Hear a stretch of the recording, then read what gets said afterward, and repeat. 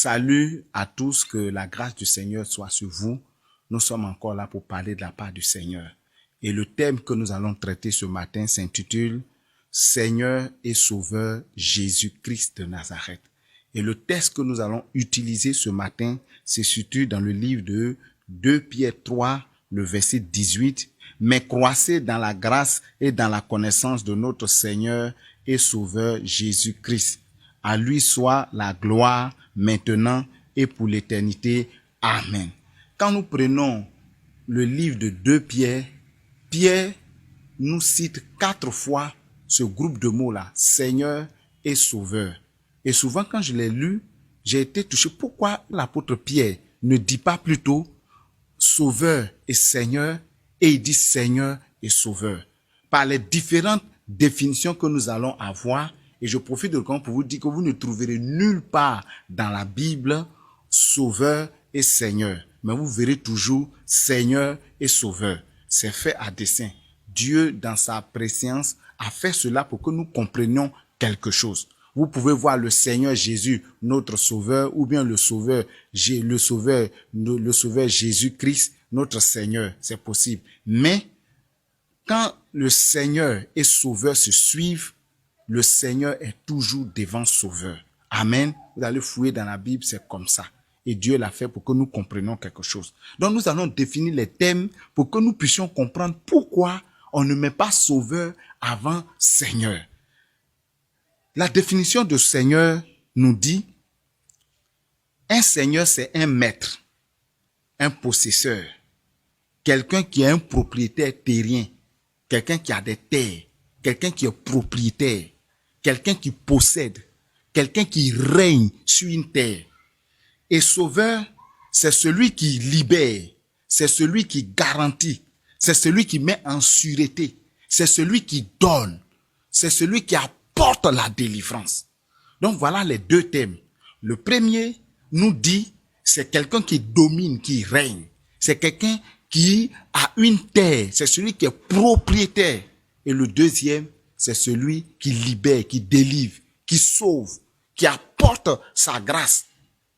Donc, de ces deux définitions tout de suite, nous pouvons comprendre clairement pourquoi le Seigneur, pourquoi l'apôtre Pierre nous spécifie, nous dit ou bien utilise le thème Seigneur et Sauveur.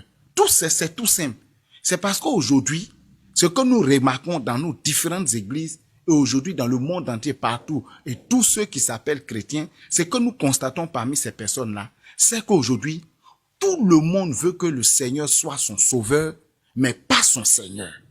Nous avons dit tout à l'heure que Seigneur, c'est celui qui domine. C'est celui qui règne. Aujourd'hui, nous constatons que les hommes ne veulent plus que Dieu règne sur leur vie. Parce qu'il faut que Jésus soit d'abord ton Seigneur. S'il n'est pas ton Seigneur, il sera difficile qu'il soit ton sauveur. Parce que le Seigneur, Jésus être ton Seigneur, signifie que tu dois faire sa volonté. Il doit dominer sur toi. Il doit régner sur toi. Tu dois faire ce qu'il veut. C'est ça un Seigneur. Un Seigneur, il est propriétaire. Et quand tu dis, Jésus, tu es mon Seigneur, tu veux dire juste que Jésus, il est au-dessus de toi. C'est lui qui règne sur toi. Tu es sa propriété. Tu lui appartiens. C'est ce que ça veut dire. Quand tu dis Jésus mon Seigneur, ça veut dire que Jésus doit régner sur toi. Tant que Jésus ne règne pas sur toi, il sera difficile. Parce que l'ordre est là. L'ordre c'est Seigneur et Sauveur. C'est pas Sauveur et Seigneur.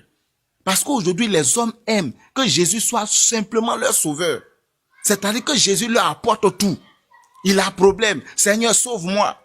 C'est pour ça souvent nous passons des heures et des heures, des temps et des temps à prier, à demander seulement. Nous passons tout le temps à demander ce que nous voulons que Dieu fasse pour nous. Sur une prière d'1 heure de temps, nous pouvons mettre 40 minutes, 50 minutes à faire seulement des requêtes, à demander à ce que Dieu nous sauve d'une situation. Parce que quand même tu demandes l'argent à Dieu, c'est comme si tu demandais au Seigneur de te sauver d'une situation. Donc, beaucoup aiment que Jésus soit leur sauveur, mais pas leur Seigneur. Je prends un exemple. Jésus t'a dit quelque chose.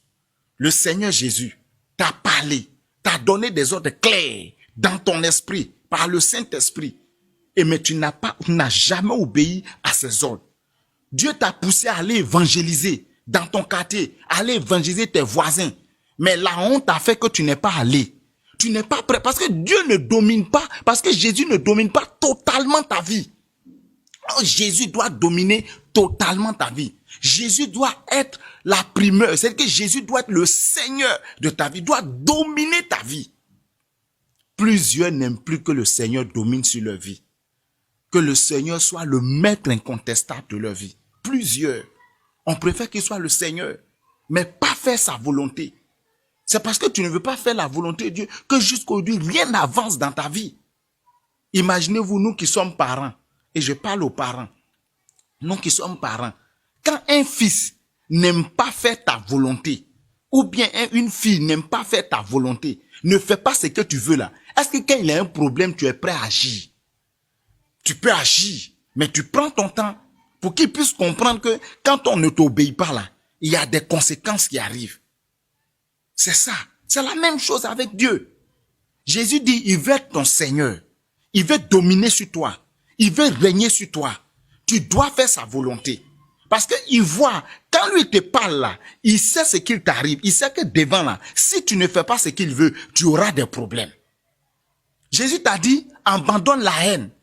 Tes sœurs t'ont fait quelque chose. Il dit, laisse tomber. Abandonne cette haine. Abandonne cette rancune. Libère ton cœur. Mais jusqu'à aujourd'hui, à cause de la douleur, à cause de la gravité de ce qu'on t'a fait, tu refuses de pardonner. Mais si tu refuses de pardonner, comment devant? Parce que quand tu gardes la haine, tu ouvres des portes. Et les démons sont prêts à te toucher, à te blesser, à te tuer. Il sait ça. C'est pour ça qu'il t'a dit, il faut laisser. Fais ma volonté.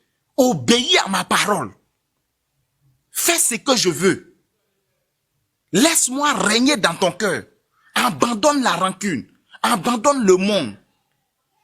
C'est ça d'abord. Aujourd'hui, nous voyons, vous partez d'un maquis tout à l'heure, vous criez Alléluia, vous allez entendre des soulards, des gens qui sont ivres, des femmes qui sont ivres. Vous allez entendre dire Amen. Et hasarde-toi à prêcher l'évangile. Ces personnes vont te dire qu'ils connaissent Jésus, que même ils vont déjà à l'église. Tout simplement, ils agissent comme ça parce que tout ce qu'ils attendent de Jésus, c'est que Jésus soit leur sauveur, mais pas leur Seigneur. Que Jésus ne règne pas sur eux. Est-ce que toi qui m'écoutes, est-ce que Jésus règne dans ta vie? Est-ce que quand Jésus te parle, quand le Saint-Esprit te donne des ordres, est-ce que tu obéis? La preuve, il t'a dit d'aller prêcher dans ton quartier, d'aller prêcher. Est-ce que tu as fait? Tu as obéi? Il t'a dit de prêcher à l'école. Est-ce que tu as obéi à ce qu'il t'a dit? Il t'a dit d'aller et d'évangéliser ton professeur. Est-ce que tu l'as fait? Il t'a dit d'aller prêcher dans les rues. Est-ce que tu l'as fait? Mais quand tu as un problème, tu veux qu'il agisse instantanément. Quand tu as une situation, tu veux que Jésus fasse pour toi là, maintenant. Et quand il ne fait pas, tu es découragé. Tu te dis qu'il ne t'aime pas. Tu te dis que Dieu ne te voit pas. C'est pas parce qu'il ne te voit pas. Mais est-ce que toi, tu es prêt à faire sa volonté quand il te donne des ordres instantanément? Parce qu'il va te donner des ordres instantanément. Il y a un jeune homme qui était dans un bus et le Saint-Esprit lui a dit, prêche. Et le Saint-Esprit lui a dit, prêche. Prêche. Prêche. Il a refusé, malgré toute l'insistance, malgré tout ce que le Saint-Esprit est en train de lui dire. Il a refusé d'obéir. Et quand il est parti, il s'est rendu compte que il avait perdu l'esprit. Il avait perdu quelque chose. Si tu veux que Dieu te sauve des situations, si tu veux que ton exaucement soit rapide, sois prêt à obéir à ton Seigneur. À prendre le Seigneur Jésus comme vraiment ton Seigneur. L'apôtre Paul le sait. Il dit Seigneur et Sauveur. Il n'a pas dit Sauveur et Seigneur. Il dit Seigneur d'abord. Faut que tu acceptes que Jésus règne sur ta vie. Parce que c'est ce qu'on a dit. On dit que le Seigneur c'est le maître. C'est le possesseur. Que Jésus soit, que tu sois la possession, que tu sois la propriété du Seigneur Jésus. Quand tu possèdes quelque chose, tu manipules la chose à ta guise. Tu as 10 boîtes de sardines. Tu prends la boîte que tu veux, tu l'ouvres, tu manges. Si tu veux, tu peux l'ouvrir même et puis jeter. Tu as 10 poulets. Tu choisis le poulet que tu veux manger et puis tu fais de lui ce que tu veux. C'est ça. Quand quelqu'un me met, toi, tu ne laisses pas le Seigneur diriger ta vie. Tu ne laisses pas le Seigneur prendre le contrôle de ta vie. Tout ce que tu attends, c'est qu'il te sauve. Quand tu as un problème, oh Seigneur Jésus, sauve-moi. Seigneur Jésus, agis. Seigneur Jésus, voilà ma famille. Seigneur Jésus, voilà mes enfants. Seigneur Jésus, voilà ceci. Mais tu n'es même pas prêt. Tu n'es pas prêt quand lui, il te donne un ordre. Tu n'es pas prêt à obéir. Tu n'es pas prêt. Le Saint-Esprit a parlé de ton habillement. T'a touché. Toi-même, tu t'es une fois habillé, puis le Dieu même t'a parlé. Ou Dieu même peut passer par la bouche de certaines personnes pour te parler, par la bouche de ton pasteur, par la bouche des anciens, pour te parler, pour dire que ma soeur, tu t'habilles mal. Mon frère, tu t'habilles mal. Mais tu refuses. Parce que toi, selon toi, c'est ta manière de t'habiller. C'est ta manière de faire. Toi, c'est comme ça tu es. Ah bon? C'est comme ça tu es? On ne vient pas à l'église pour être comme on veut.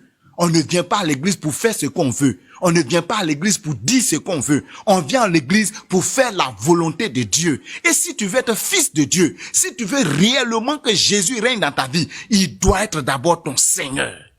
Il doit dominer sur ta vie. Il doit régner sur ta vie. Aucun homme ne doit régner sur ta vie. C'est Jésus qui doit régner sur ta vie. C'est pas parce que tu es ami avec le pasteur, ou bien tu es ami avec le prophète, ou bien tu es ami avec l'évangéliste, ou bien tu es ami avec le docteur, que ton salut, non, de manière personnelle. Parce que c'est ta communion qui va te sauver. C'est ta communion qui va faire que tu vas aller au ciel. C'est ça. C'est pas la communion de quelqu'un ou bien la prière de quelqu'un qui va t'emmener au ciel. C'est ta communion. Tu dois tisser une alliance, une communion intime avec Dieu. Avoir tes heures de prière, avoir tes heures de méditation, avoir tes moments intimes avec Dieu. C'est ce que tu dois faire. Et si tu n'as pas compris cela, c'est pas bon pour toi. Parce que tu vas passer tout le temps. Tous les sujets que tu as donnés à Dieu jusqu'aujourd'hui, qui ne sont pas exaucés, sont dus au fait que tu n'as pas obéi à une recommandation du Seigneur. Dieu t'a parlé clairement. Dieu t'a dit de quitter dans cette relation. Dieu t'a dit de faire ceci, de faire cela. Mais tu as refusé. Il y a une sœur qui allait voir son pasteur. Et le pasteur lui a dit que tu vis avec un homme. Il t'a pas marié, mais cet homme-là, il est en train, à chaque fois que vous couchez ensemble, il suce ton sang. Donc, il faut le laisser. Elle a commencé à dire, oui, c'est vrai, papa, bon, mais c'est vrai, mais si je le laisse, qu'est-ce que je vais devenir? Et le pasteur lui a dit, mais quand tu sois avec lui, tu sens pas qu'à chaque fois que vous finissez, que tu te sens mal? Elle a reconnu. Mais elle a dit non, si je le laisse, qui va payer ma maison, qui va faire ceci, qui va faire cela, qui va s'occuper de moi. Elle est restée dans cette relation-là. Malgré tous les avertissements du pasteur, elle est décédée dans cette affaire. Vous voyez? Quand tu n'obéis pas au Seigneur, quand Dieu te parle là, obéis, et tu vas voir la suite. Dieu t'a dit de faire. Le comment, c'est pas ton affaire. Comment ça s'est passé? Où l'argent va quitter, c'est pas ton affaire. Ton ministère n'arrive pas à décoller tout simplement parce que tu ne laisses pas Jésus régner comme Seigneur dans ton ministère. Tu veux que toi aussi on parle de toi. Tu veux que toi aussi on dise ton nom. Tu veux être aussi grand parmi les grands. C'est ce que tu veux, toi aussi. Que toi aussi tu passes et qu'on parle de toi. Mais c'est pas comme ça se passe. C'est pas comme ça te passe. Il faut diminuer. J'ai commencé à relire les évangiles dans ces jours. Et quand tu prends le livre de Matthieu surtout, Matthieu, Marc et autres, mais il y a quelque chose qui m'a frappé. Et qu'est-ce qui m'a frappé? Quand le Seigneur guérit quelqu'un, il dit à la personne, ne va pas publier ça. Ne va pas parler de moi. Il fait quelque chose. Même transfiguration, il est parti avec les disciples. Il a dit aux disciples, n'allez pas en parler aux autres. Vous voyez, Jésus aimait tout ce qui était caché, mais aujourd'hui là, quelqu'un fait délivrance, il va mettre micro sur bouche des démons, et puis il va prendre caméra, filmer, pour que tout le monde voie, et que lui soit Seigneur. Tu veux tellement être Seigneur que tu as commencé à avoir des problèmes. Qu'au lieu que la puissance de Dieu se manifeste, le diable a commencé, parce que tu as soif de gloire, tu as soif d'honneur, et comme c'est comme ça, le diable vient puis te prête ses services. Or, tu dois laisser le Seigneur Jésus régner sur ta vie. Seigneur et Sauveur. Jésus sauve. Il peut te sauver de temps en temps d'une situation. Mais si à partir d'aujourd'hui, tu refuses qu'il soit ton Seigneur, ça sera difficile. Parce que c'est ça. Il faut obéir à sa volonté. Il faut obéir à ce qu'il veut. Ce qu'il veut là, c'est pour ton bien. Il veut ton bien. Il veut que tu sois béni. C'est pour ça qu'il a mis les situations devant toi. Il veut que tu sois béni. Tu veux quitter cette église? Est-ce que tu vas par la volonté de Dieu? Ou bien c'est toi-même qui es devenu ton Seigneur. Tu décides de partir d'une église quand tu veux. Tu décides de venir dans une église quand tu veux. Tu décides de partir au culte quand tu veux. Tu décides de prêcher quand tu veux. Non, non, non. Tu ne dois pas vivre de quand tu veux, comme tu veux. Non, non, non. Tu dois vivre selon le Saint-Esprit, selon les recommandations du Seigneur. Et quelles recommandations Dieu te donne? Souvent, nous avons, et il y a un message que je suis en train de préparer sur les 3 degrés de la tentation, vous allez comprendre. Souvent, le diable nous donne des éducations. Des éducations. Souvent, tu te mets dans une situation et puis tu es frustré.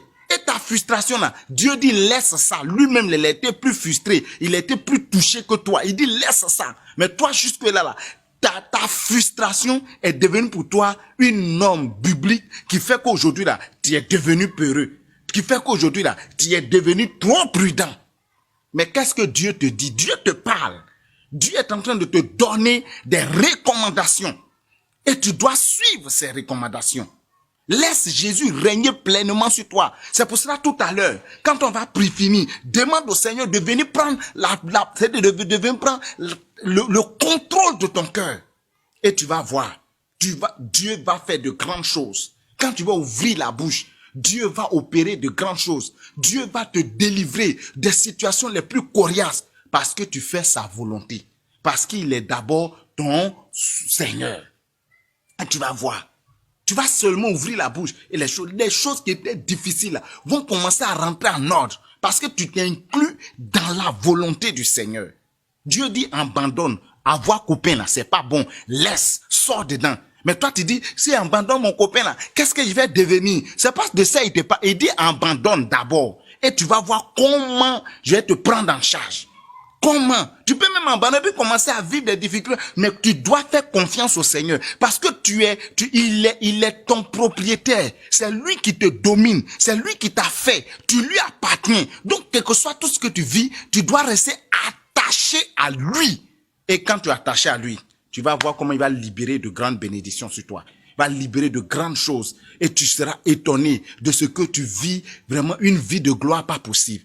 Que la grâce de Dieu soit sur vous. J'espère que ce message vous a fait assez de bien et je souhaiterais sincèrement que vous restez attachés à cet homme glorieux qui est Jésus-Christ de Nazareth, qui est mort à la croix et qui est ressuscité 3 jours plus tard pour que nous ayons la vie éternelle. Il est écrit dans le livre de Jean 3, le verset 16, « Car Dieu a tant aimé le monde qu'il a donné son Fils unique, afin que quiconque croise en lui ne périsse point, mais qu'il ait la vie éternelle. » Dieu veut dire quiconque, quel que soit qui tu es, Jésus veut te donner la vie éternelle. C'est pour ça, si tu n'avais pas encore connu Jésus, je t'invite à accepter Jésus comme ton Seigneur et ton Sauveur. Et tu vas voir qu'il va prendre le contrôle sur ta vie. Jésus va faire des choses extraordinaires. Souvent, on dit, quand je vais venir à l'église, je vais abandonner des choses, j'ai abandonné ceci. Quand tu viens à l'église, personne n'a voulu abandonner ce qu'il voulait faire. Mais quand tu demandes au Seigneur de venir prendre le contrôle de ta vie, quand il vient dans ta vie, il commence à te changer et tu deviens une nouvelle personne. Tu deviens une nouvelle créature. Que la grâce de Dieu soit sur vous et que Dieu vous bénisse pleinement. Qu'il pardonne à tous ceux qui s'étaient éloignés du Seigneur Jésus ou qui faisaient leur volonté et qui ne faisaient pas la volonté de Dieu. Car à partir d'aujourd'hui, la grâce de Dieu demeure sur vous, que la vie de Dieu demeure sur vous au nom de Jésus. Amen.